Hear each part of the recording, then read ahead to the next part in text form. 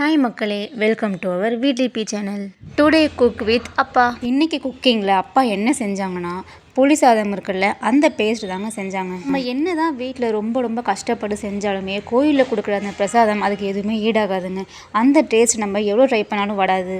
ஆனால் இந்த மாதிரி செய்யுங்க, கண்டிப்பாக வரும். அதுக்கு தேவையான பொருள் எல்லாமே நம்ம எடுத்து வச்சுக்கலாங்க. நான் இன்றைக்கி 2 கிலோ தாங்க பண்ண போகிறேன்.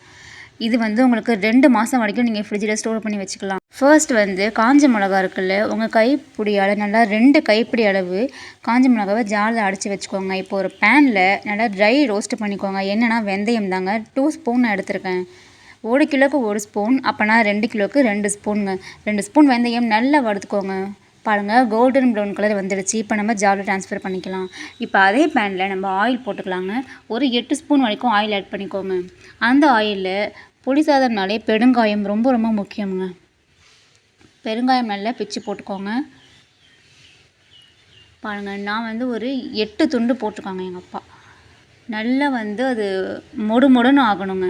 அந்த அளவுக்கு நல்லா அதை வறுத்துருங்க.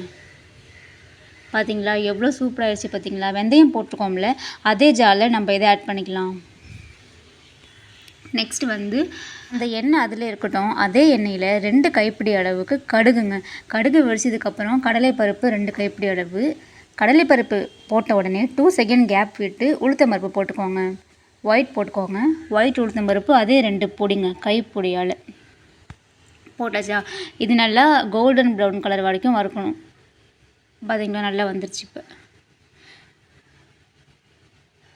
உங்களுக்கு நிறைய நம்ம போட்டிருக்கோம்ல, 2 கைப்பிடி அளவு போட்டிருக்கோம். அதனால ஒரு 3 மினிட்ஸ் ஆகும், அந்த மாதிரி இருக்கும்.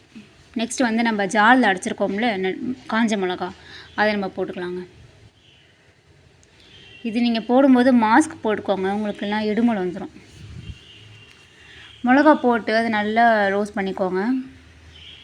இதுக்கப்புறம் மஞ்சள் பொடிங்க. நான் 2 கிலோவுக்கு 3 ஸ்பூன் ஆட் பண்ணியிருக்கேன். மஞ்சள் பொடி போட்டு நல்லா கொதிக்கிட்டோம். நெக்ஸ்ட்டு புளி தண்ணி. இதுவும் 2 கைப்பிடி அளவுக்கு நல்லா உருட்டி நான் ஊற வச்சு கடைச்சி வச்சுருக்காங்க.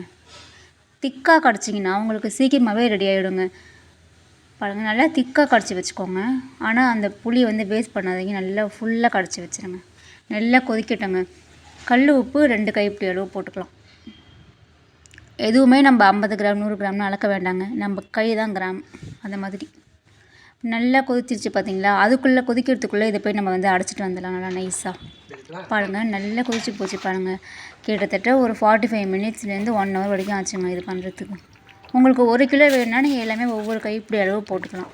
பாருங்கள், ஃபைனல் டச்சாக நம்ம அந்த வெந்தயமும் பெருங்காயமும் அடைச்சோம்ல, அது போட்டுட்டு கருவேப்பிலையை போட்டுட்டு வேர்க்கடலை போட்டு ஃபைனல் டச்சை க்ளோஸ் பண்ணிடலாம். அவ்வளோதாங்க, சூப்பரான எம்மியான பெருமாள் கோவில் புளியோதரை வீட்டிலே தயாராகிடுச்சு. இதில் ஒரு 4 ஸ்பூன் நல்லெண்ணெய் ஊற்றி சாதம் போட்டு நல்லா நீங்கள் கலந்து பெருமாளுக்கு செஞ்சுட்டு அதை சாப்பிட்டிங்கன்னா ரொம்ப ருசியாக இருக்குங்க. அப்பா பண்ண புளி பேஸ்ட் ட்ரை பண்ணி பார்த்துட்டு மறக்காமல் நம்ம சேனலை சப்ஸ்கிரைப் பண்ணிக்கோங்க.